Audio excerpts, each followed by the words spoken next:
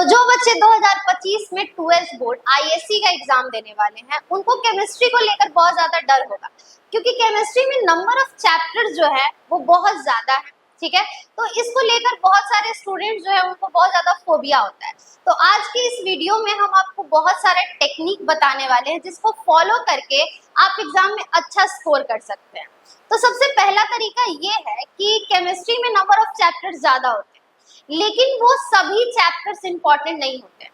कुछ चैप्टर्स जो होते हैं वो बोर्ड के पर्पस से, एग्जाम के पॉइंट ऑफ व्यू से ज्यादा इंपॉर्टेंट होते हैं। ठीक है, तो उन सेलेक्टिव चैप्टर्स के बारे में आपको पता होना चाहिए।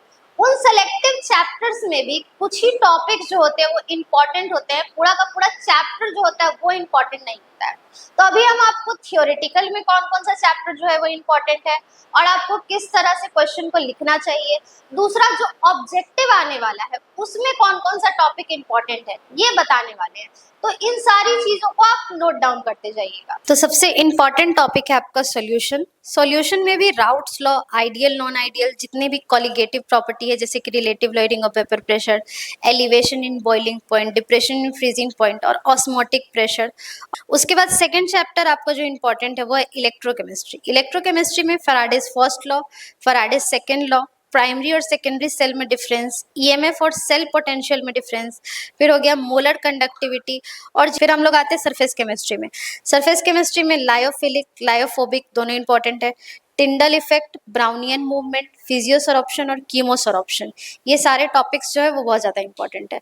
उसके बाद हम लोग आते हैं केमिकल काइनेटिक्स। केमिकल काइनेटिक्स में ऑर्डर ऑफ द रिएक्शन और जो half life of the reaction होता है ये दोनों जो है वो ऑब्जेक्टिव के पर्पस से बहुत ज़्यादा इंपॉर्टेंट है।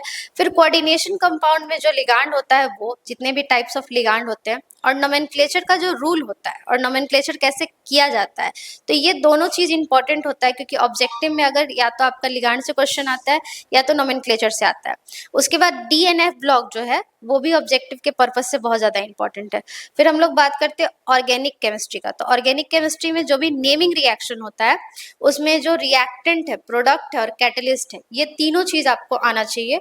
दूसरा तरीका ये है कि आपको आंसर के लिखने के पैटर्न में थोड़ा चेंज करना होगा, मतलब जिस तरीके से आप आंसर लिखते हैं उसमें थोड़े बहुत आपको चेंजेस लाने होंगे। सबसे पहला चेंज ये कि अगर आप ऑर्गेनिक का कोई भी आंसर लिख रहे हैं तो वहां पे कोशिश कीजिए कि आप केमिकल रिएक्शन को वहां पे शो कर दे कि जो भी हम यहाँ पे आंसर लिखे उसका रिएक्शन कुछ इस तरह से। ठीक है, अगर आप फिजिकल में बना रहे हैं, मान लीजिए सॉल्यूशन में आप एलिवेशन इन बॉइलिंग पॉइंट को डिफाइन कर रहे हैं या फिर डिप्रेशन इन फ्रीजिंग पॉइंट को डिफाइन कर रहे हैं, तो इन दोनों का बहुत ही सिंपल ग्राफ होता है। ठीक है, तो इसका अगर आप थ्योरेटिकल के साथ ग्राफिकल रिप्रेजेंटेशन भी करेंगे तो वहां ज्यादा क्लियरली समझ में आएगा कि आप कहना क्या चाहते थे और लिखना क्या चाहते थे। ठीक है, दूसरी बात ये कि जब भी आप आंसर को लिखें तो आंसर को हमेशा कोशिश करें कि पैराग्राफ में ना लिख के हम पॉइंट वाइज लिखें, क्योंकि पॉइंट वाइज लिखने से क्लियरली दिखता है कि आप क्या लिखना चाहते थे। उस पॉइंट्स में भी जो भी इंपॉर्टेंट लाइन आपको लगता है वो इंपॉर्टेंट लाइन को आप अंडरलाइन कर दिया कीजिए, ताकि एग्जामिनर को ज्यादा एफर्ट ना करना पड़े। जितना कम एफर्ट करना पड़ेगा आपकी कॉपी पे उतना ज्यादा आपका जो मार्क्स होगा वो इम्प्रूव करेगा। डीपी के बाद आपको इसी चैनल पे लॉन्ग, शॉर्ट्स, ऑब्जेक्टिव सभी तरह के इंपॉर्टेंट क्वेश्चन मिल जाएंगे। तो आप चैनल को सब्सक्राइब कर लीजिए ताकि आपको नोटिफिकेशन मिलता रहे और इन्हीं छोटे छोटे टिप्स को फॉलो करके आप एग्जाम में अच्छा स्कोर कर पाए।